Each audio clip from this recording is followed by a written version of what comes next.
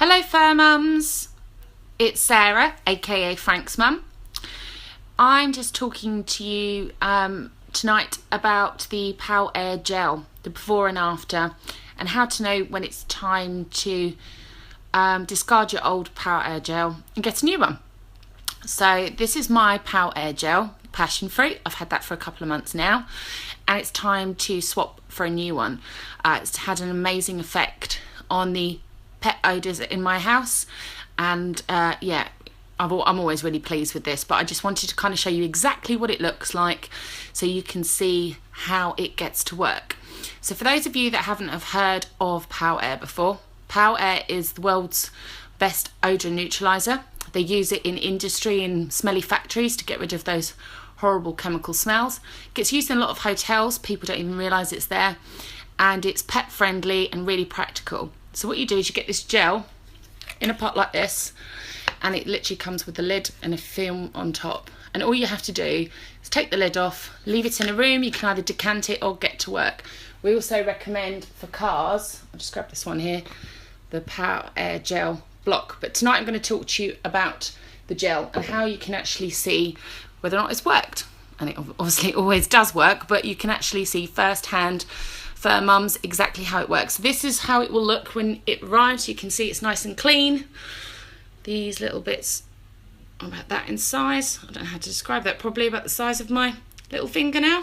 Okay, so this is the Pow Air Gel. I decanted this across my house because I like to have the fantastic smell all across and not have those doggy odours. And have a look at this.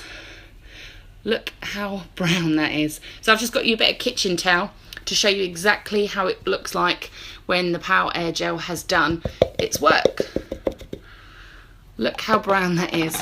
So the way that Pow Air Gel works is it completely takes all of the enzyme, the kind of smells that are in the air, and physically breaks down the smells. So this has been in my bedroom. This has not been in a cooking environment.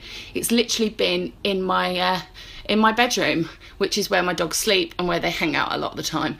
So I just wanted to show you the comparison between the two.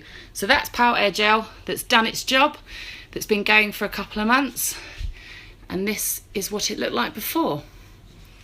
And it's actually a little bit disgusting when you look at it like that, isn't it?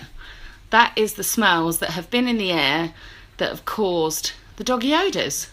So if anybody's questioning whether or not Pow Air Gel does anything, it's not supposed to be a perfume. I have to stress that to people. As soon as you open the gel, you will smell the strongest amount of smell that you will ever. Your nose does adapt. It's a bit like if you've ever been in a department store and you know, you smell a lot of perfumes, you do become a little bit nose blind to it. But it is fantastic. Now, what I recommend for those of you who have got Pow Air Gels, I always take the lid off and I put it in the room where the dogs are based overnight. So I'll put that in overnight, and it will take kind of the most of the smell off, and then I will decant it across my house. So I absolutely live and breathe for this product.